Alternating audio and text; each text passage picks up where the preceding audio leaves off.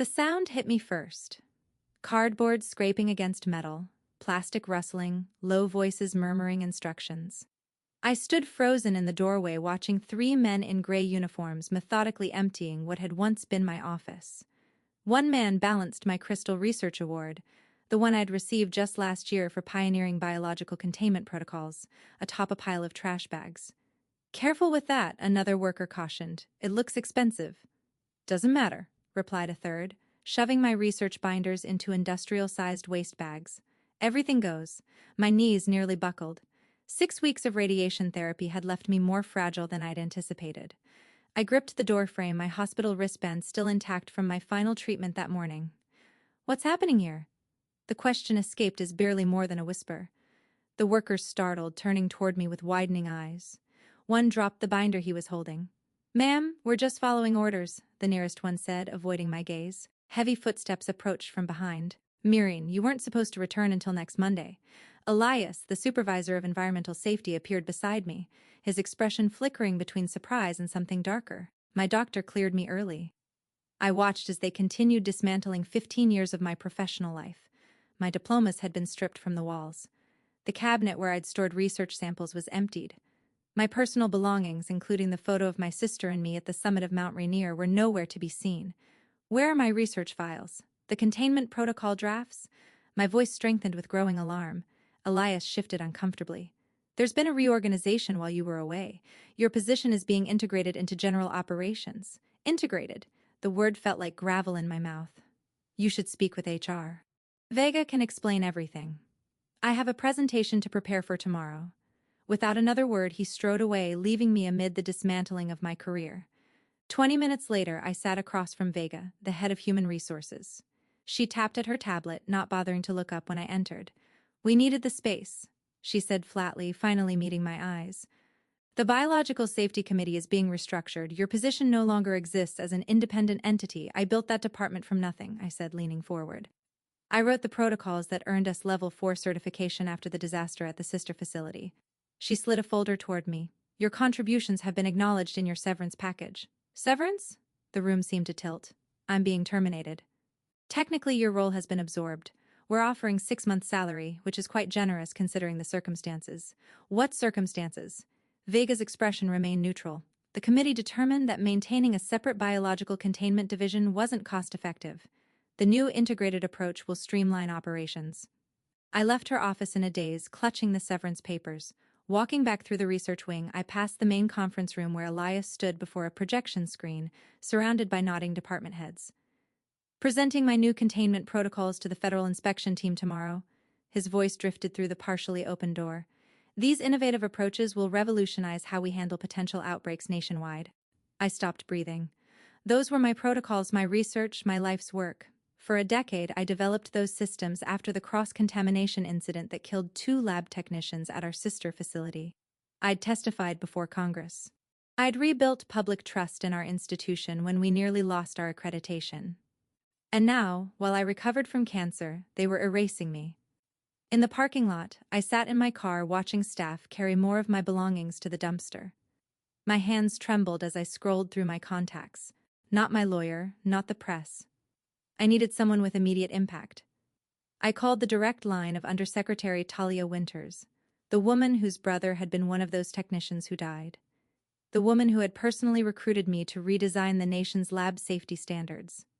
The woman whose team was arriving tomorrow for their inspection. "They're implementing untested protocols," I told her, trying to keep my voice steady. "They've dismantled my entire containment strategy and are presenting it as new work without the safety redundancies." Her response was immediate. "I'm at the regional office, 2 buildings over, don't move." Before we continue further, thank you for taking the time to listen to my story. If you're enjoying it so far, please hit that like button and subscribe to hear more stories like this one. Your support means everything to me, and I read every single comment. Now, let's get back to what happened next. My name is Myra Ashcroft. Before I became the pariah of the nation's most prestigious biological research institute, I was their star scientist. The woman who rebuilt safety protocols after the Meridian lab disaster claimed 3 lives, including Undersecretary Winters' brother. I grew up in a small coastal town where my parents ran the local pharmacy. As a child, I was fascinated by how medicines could transform illness into health. but also terrified by the potential consequences when things went wrong. After losing a childhood friend to a medication error, I dedicated my life to creating safety systems that would prevent such tragedies. By 30, I had 3 advanced degrees and had written the definitive paper on biological containment failures. That paper caught the attention of the National Research Institute after their catastrophic lab breach. They hired me to rebuild their safety protocols from the ground up.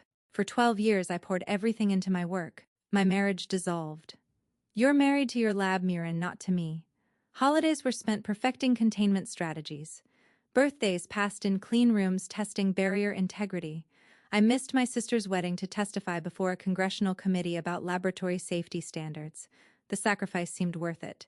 The protocols I developed became the gold standard nationwide. Other research facilities adopted my methods. International organizations requested consultations. Last year, I received the Crystal Award for Excellence in Research Safety, the highest honor in my field. Then came the diagnosis: stage 3 breast cancer.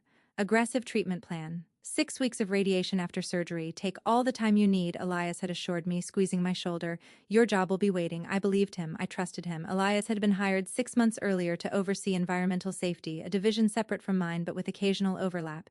He often asked questions about my work, expressing admiration for my thoroughness. Now I understood why. During my 6-week absence, Elias had systematically dismantled my department, absorbed my staff into his division, and most egregiously claimed my protocols as his own creation. He'd stripped away crucial safety redundancies to save money while maintaining the appearance of innovation. And tomorrow he would present his protocols to the federal inspection team, securing his advancement while potentially compromising laboratory safety nationwide.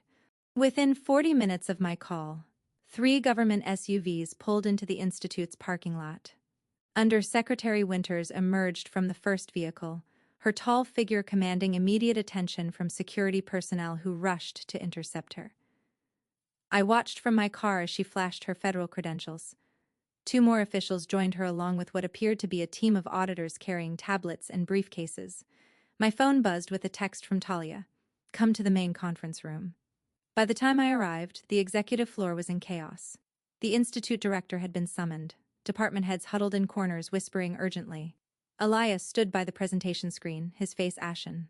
Dr. Ashcroft, Talia greeted me formally, though we'd known each other for years. Please confirm if these are your original containment protocols. She gestured to a set of binders, my binders, that someone had apparently rescued from the trash. I nodded, throat tight. And these? She pointed to Elias' presentation on the screen. I examined the displayed diagrams. Those appear to be modified versions of my work with several critical safety measures removed. Elias stepped forward. I made improvements to outdated. Improvements? Talia cut him off. You removed triple barrier containment requirements for level 3 pathogens. You eliminated mandatory waiting periods between sterilization cycles. You reduced air exchange requirements by 40%. The institute director paled. I wasn't aware of these specific changes. Of course you were, I said quietly. I sent comprehensive warnings about these exact modifications last year when they were proposed as cost-cutting measures. I have the emails. All eyes turned to me. You were very ill, the director stammered. We thought perhaps you were confused. Convenient, Talia remarked coldly. Dr. Ashcroft develops cancer. So you decide her scientific judgment is compromised. Then you steal her work, gut the safety measures to save money, and present it as innovation. The weight of what they'd done, what they'd nearly gotten away with, settled over the room. By noon, the entire executive floor was in lockdown, Talia continued, addressing the group. As of this moment, I'm initiating a facility-wide inspection. All certifications are under review. Research grants are temporarily frozen pending the outcome. Elias tried to interject, but she silenced him with a raised hand. And most concerning, she added, we've discovered that critical safety protocols have been altered without proper testing or approval. This represents a potential public health emergency that requires immediate intervention. The color drained from every face in the room. A potential public health emergency meant federal oversight, media attention, and possible criminal charges if negligence was proven. I stood silently as the reality of what I'd set in motion washed over me. This wasn't just about my job anymore. It was about preventing another disaster. One that could have been far worse than the incident that claimed Talia's brother. As federal auditors spread throughout the building, confiscating records and interviewing staff, I felt a hand on my shoulder. We need to talk, Talia said quietly, guiding me toward an empty office. What she told me next would change everything, not just for me but for the entire institute. What I'm about to tell you stays between us, Talia said, closing the door behind us. The empty office, sterile and impersonal, felt like a fitting backdrop for what I was about to hear. She took a deep breath. The inspection tomorrow wasn't random. We've been investigating this institute for months. What? I sank into a chair, suddenly aware of how exhausted I truly was. 6 months ago, we received an anonymous tip about safety violations here. Nothing specific enough to warrant immediate action, but concerning. When I learned you were on medical leave, I became worried. Talia perched on the edge of the desk. You were our canary in the coal mine, Marin. With you gone, I suspected they might try something. So you accelerated the inspection schedule? She nodded. What I didn't anticipate was finding you here today, discovering they'd completely dismantled your department and stolen your work. My mind raced, connecting dots. The timing of my cancer diagnosis was convenient for them, wasn't it? They were already planning this. Talia's silence was confirmation enough. There's more, she finally said. We found evidence suggesting the modifications to your protocols weren't just about cutting costs. Someone's been selling streamlined versions of containment systems to private laboratories, labs that wouldn't qualify for certification under your original standards.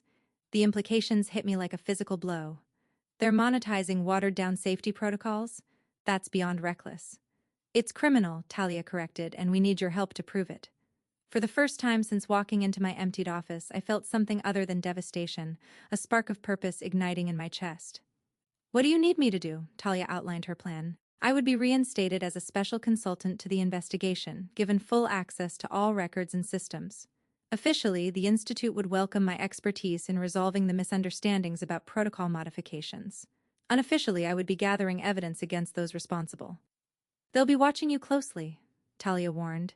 They'll know you're angry about being pushed out. You'll need to convince them you're just grateful to have any position at all. I can do that, I said, thinking of all the times I'd smiled through gritted teeth at budget meetings, while administrators dismissed critical safety concerns as excessive caution. One more thing, Talia added.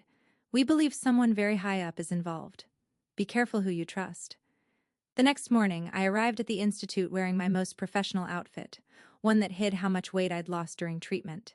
The radiation burns on my chest ached beneath my blouse, but I ignored the discomfort. I had a role to play. The institute director, Ambrose, greeted me with forced warmth in the lobby. Mirren, we're so pleased you're feeling well enough to assist during this misunderstanding. Happy to help, I replied, matching his false enthusiasm. I'm sure we can sort everything out quickly. Absolutely, he agreed, guiding me toward the elevator. Just a communication breakdown during your absence, nothing malicious. Behind him, I caught sight of Vega from HR watching us, her expression unreadable. Upstairs, the executive floor buzzed with nervous energy. Federal auditors occupied the main conference room, calling in department heads one by one. Staff whispered in corners, speculation running wild. Elias was nowhere to be seen. Where's my temporary workspace? I asked Ambrose. His smile tightened. We thought you might be most comfortable in your old office. My emptied office, I kept my tone light, curious. Everything's been returned, he assured me quickly. A complete misunderstanding about your return date. I nodded as if I believed him. My office had indeed been hastily reassembled, but not correctly. Books stood on shelves in random order, certificates hung crooked on walls. My desktop items had been arranged by someone who'd never seen my workspace before. Most tellingly, the bottom drawer of my filing cabinet, where I'd kept my most sensitive research notes, remained empty. I began my investigation quietly, requesting access to the safety protocol databases to help clarify any discrepancies. No one dared refuse me with federal auditors in the building. Each inquiry revealed more disturbing alterations to my work, not just cost-cutting measures, but systematic dismantling of critical safeguards. By day 3, I discovered something even more alarming. Accessing historical records, I found that someone had been retroactively modifying my original protocols in the main database, changing timestamps to make it appear that the watered-down versions had been my final recommendations all along. I took this evidence to Talia immediately. They're trying to frame you, she concluded, examining my findings. If these altered records stand, it would appear that you designed these inadequate protocols, making you liable for any resulting accidents, while they profit from selling the streamlined versions to private labs. I added, the full picture becoming clearer. And I would have taken the fall if something went wrong. We need to identify who authorized these changes. The system logs should show who accessed these files, but when we checked, the access logs had been purged. Someone with administrator privileges had covered their tracks. That evening, as I prepared to leave, I found a note slipped under my office door. Parking garage, level 3, 7 p.m. I hesitated, remembering Talia's warning about trust, but this might be my only chance to learn who was behind everything. The parking garage was dimly lit and eerily quiet when I arrived. I clutched my phone, Talia's number ready to dial. Footsteps echoed behind a concrete pillar, and I tensed. Dr. Ashcroft. I turned to find Zane, one of the IT administrators, emerging from the shadows. His normally confident demeanor had been replaced by nervous vigilance. I'm risking everything by talking to you, he said, voice low. They'll know it was me if they check the security cameras. Who's they? The executive committee. Not all of them. A core group led by Ambrose. Zane glanced around anxiously. I was ordered to alter the timestamps on your protocols, and then delete the access logs. I kept backups. He handed me a small drive. This proves who made the changes and when. They've been planning this for over a year, since before your diagnosis. I stared at him. Why are you helping me? My sister works at Helix Labs, one of the private facilities that purchased the modified protocols. She noticed safety discrepancies and raised concerns. The next day, she was fired. His expression hardened. These shortcuts could get people killed. As I took the drive, a car engine revved nearby.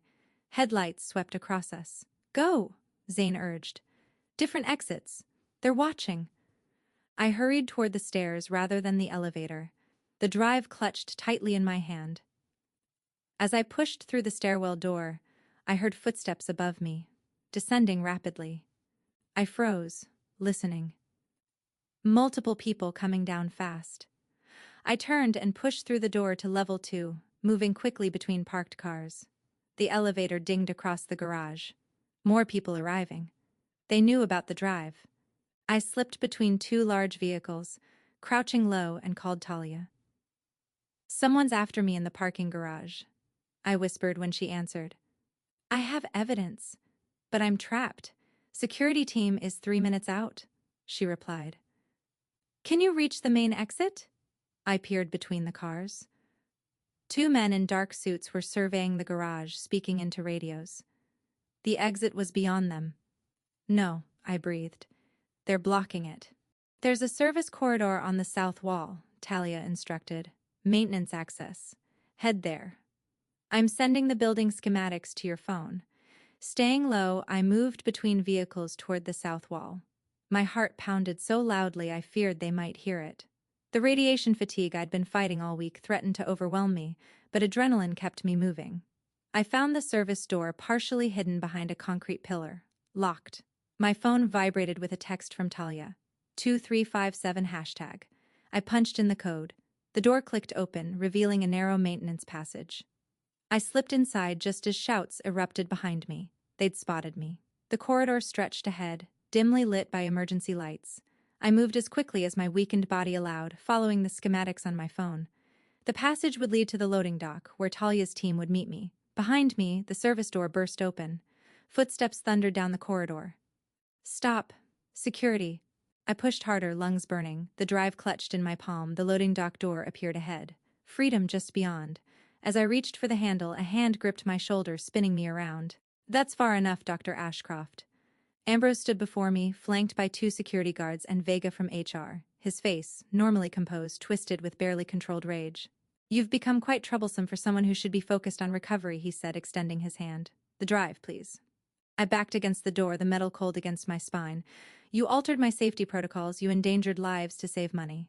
I optimized outdated procedures, he countered smoothly. Your methods were excessive, wasteful. The modified protocols meet minimum regulatory requirements. Minimum requirements aren't enough when lives are at stake. My voice echoed in the narrow space. You were willing to risk another disaster, just like the one that killed those technicians. Something flickered in his eyes. Accidents happen in research. Progress requires risk. Not that kind of risk, never that kind. I gripped the drive tighter. Why? Just to increase the profit margin? Ambrose stepped closer. The institute was losing funding to private competitors with less restrictive safety overheads. We adapted. By stealing my work, and in it I said the full betrayal washing over me. And when I got sick, you saw your opportunity. The drive, he repeated, voice hardening. Now behind him, the security guards shifted uncomfortably. Even Vega looked uncertain. What happens when there's an outbreak because of your optimized protocols? I asked, addressing everyone in the corridor. When containment fails because you removed the triple barrier system? When people die because sterilization cycles were rushed? One of the guards exchanged glances with his colleague. That's enough, Ambrose snapped. He nodded to the guards. Take it from her. As they moved toward me, the door behind me burst open. Federal agents flooded into the corridor, weapons drawn. Federal agents, everyone down on the ground. Chaos erupted. The security guards immediately surrendered, dropping to their knees with hands raised. Vega backed against the wall, eyes wide with shock. Ambrose lunged toward me in desperation, reaching for the drive. An agent tackled him mid-movement, driving him to the floor. Talia appeared through the doorway, surveying the scene with grim satisfaction. Perfect timing, I said, legs finally giving way as I slid down the wall to sit on the floor. She knelt beside me. You okay? I handed her the drive. Better than okay, we got them. But as federal agents secured the scene, reading rights and applying handcuffs, I realized something didn't add up.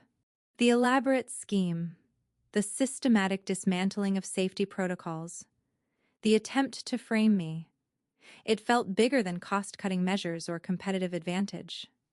Something else was going on. Something we hadn't uncovered yet. And somehow, I knew Ambrose wasn't the mastermind behind it all. The investigation expanded rapidly in the days that followed. Federal agents combed through the Institute's records, interviewed staff, and seized computers. Ambrose, Elias, and 3 board members were placed on administrative leave pending criminal charges. Vega cooperated immediately, trading information for leniency. The drive Zane provided contained more than just proof of the altered protocols. It revealed a tangled web of corruption reaching beyond the Institute's walls. The modified safety procedures weren't just being sold to private labs. They were part of a coordinated effort to weaken biosafety regulations nationwide. They called it Efficiency Initiative, Talia explained, as we reviewed the evidence in a secure room at the federal building. A lobbying push to reduce what they termed excessive containment requirements across all research facilities. I studied the documents spread before us. Who benefits from weaker safety standards? Follow the money, she replied, sliding a financial report toward me. These modified protocols reduced operational costs by 30% for large-scale bio-research. That translates to millions annually. The report listed 12 major research entities that had expressed interest in adopting the streamlined protocols, including government contractors handling defense-related biological research. One name at the bottom of the page caught my attention. Harlow Biosciences, the largest private research conglomerate in the country headed by Warren Harlow. Warren Harlow, who also chaired our institute's board of directors. Warren Harlow, who had personally recruited Ambrose as institute director 2 years ago. Warren Harlow, who had visited me in the hospital after my diagnosis, expressing such sincere concern about my recovery. Talia, I said slowly, we need to look at the board of directors more closely. The investigation into Harlow revealed a disturbing pattern. His conglomerate had been quietly acquiring smaller research facilities for years, implementing cost-saving measures that often compromised safety. 3 separate incidents had occurred at Harlow-owned labs in the past 5 years, all quietly settled out of court, records sealed. But he needed more. To truly maximize profits, he needed to change the regulations themselves. And to do that, he needed credibility from a respected institution, our institute. He needed your protocols, Talia concluded as we pieced it together. Your work is considered the gold standard. If he could revise your methods and present them as equally effective but more efficient, he could push for regulatory change. And when I refused to compromise on safety standards last year, they waited for an opportunity to sideline you. Talia's expression darkened. Your cancer diagnosis wasn't just convenient, it was perfect timing. A chill ran through me. You think they knew before I did? Your annual medical exams are part of your employment records. Vega admitted they review those closely for high-level staff. The betrayal cut deeper than I'd imagined. While I was fighting for my life, they were methodically dismantling my life's work. But we faced a significant challenge, proving Harlow's direct involvement. As board chair, he maintained plausible deniability with Ambrose and others serving as buffers between him and the daily operations. We need more, I admitted, frustration mounting. The evidence connects everything to Ambrose, not Harlow. Talia nodded grimly. Harlow's too careful. He's built his empire on using others as shields. That night, lying awake in my apartment, an idea took root. Harlow had one vulnerability: his reputation as a visionary in biological research. His personal brand was built on being perceived as an innovator pushing boundaries while maintaining uncompromising standards. What if we used that against him? The next morning, I presented my plan to Talia. It was risky, potentially career-ending if it failed, but it might be our only chance to expose the true mastermind. "You want to offer yourself as bait," Talia said when finished explaining. "I want to give Harlow exactly what he wants, me discredited and my protocols undermined, but on my terms." After hours of discussion, she reluctantly agreed. We would proceed with extreme caution, building in safeguards to protect me if things went sideways. First, we carefully crafted a narrative. Federal investigators had found inconsistencies in my original research, minor but concerning errors that called into question the necessity of certain safety measures I'd established. Under scrutiny, I was reevaluating my previous stance on containment protocols. We leaked this information through carefully chosen channels, knowing it would reach Harlow quickly. Then we waited.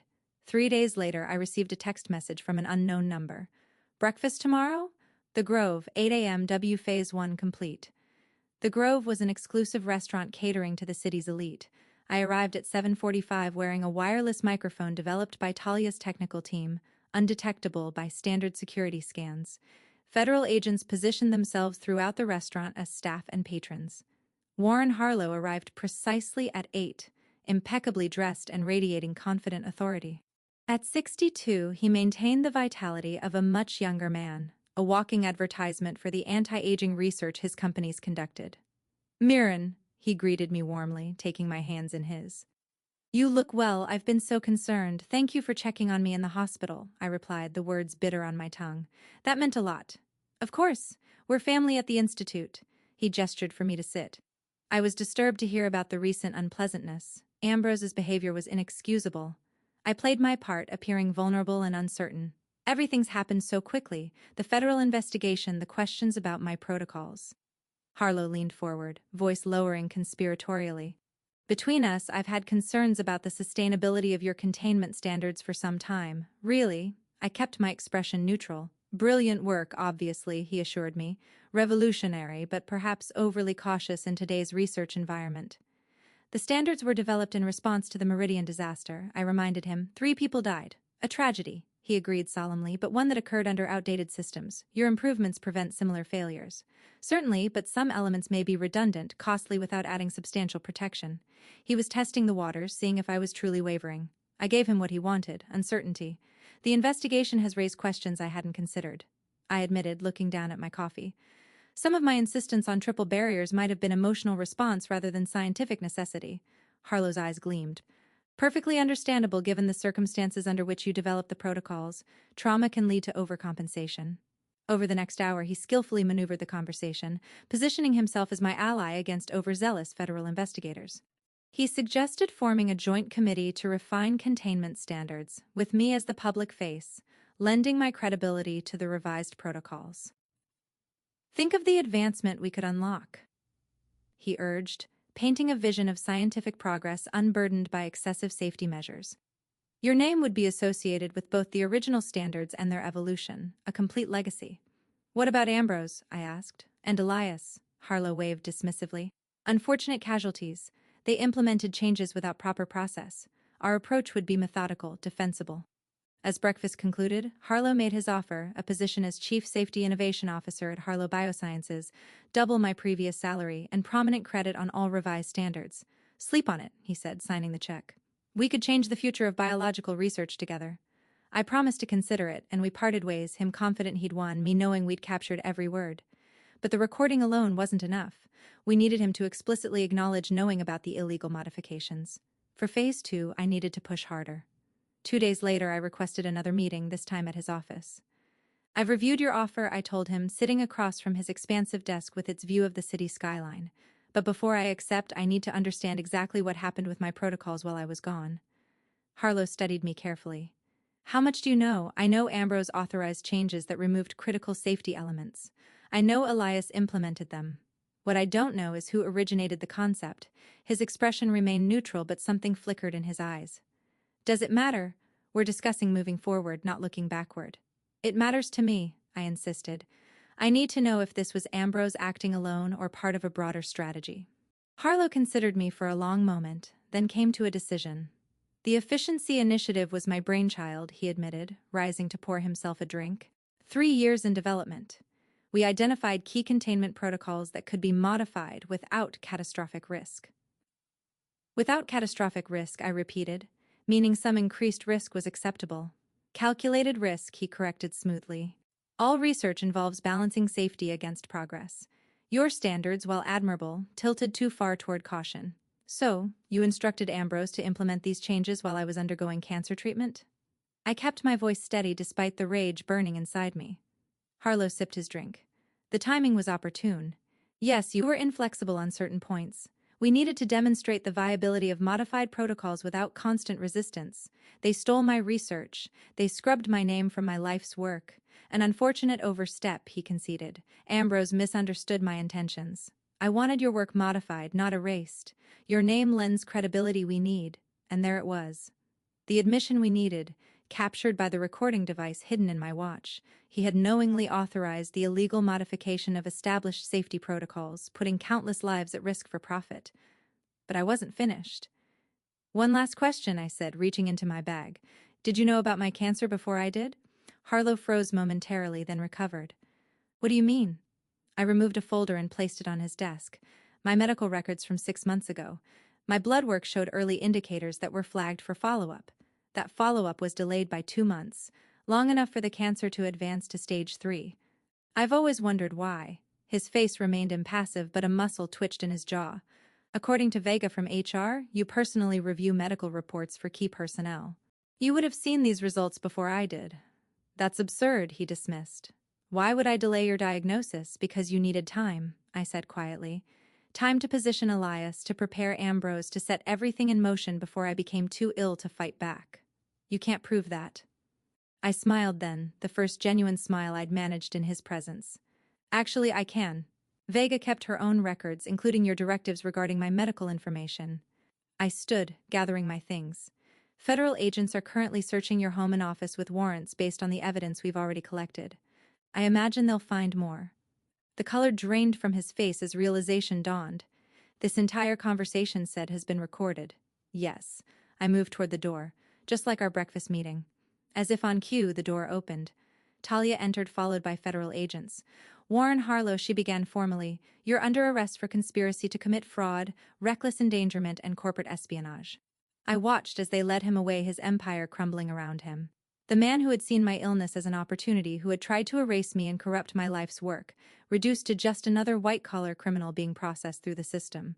1 month later, I stood before a congressional committee testifying about the systematic attempt to undermine biological safety standards. My protocols were reinstated nationwide with additional provisions to prevent similar exploitation in the future. The legislation strengthening research safety regulations was named the Meridian Act, honoring the technicians who died in the original disaster, including Talia's brother. As for me, I accepted a position as Federal Director of Biological Safety Standards with authority to inspect any research facility in the country without notice. When Harlow's trial concluded with a 30-year sentence, reporters asked if I felt vindicated. This was never about revenge, I told them truthfully. It was about protecting people from those who value profit over human life. But watching him being led away in handcuffs, knowing he would spend the remainder of his life in prison while my protocols saved countless others, that felt like justice. Thank you so much for staying with me through this story. If you found it compelling, please hit that like button and consider subscribing for more stories of justice served. Share your thoughts in the comments. Have you ever stood up against a powerful figure who tried to erase your contributions? Your support helps more stories like this reach others who need to hear them. Until next time, remember, sometimes the most powerful weapon against corruption is simple.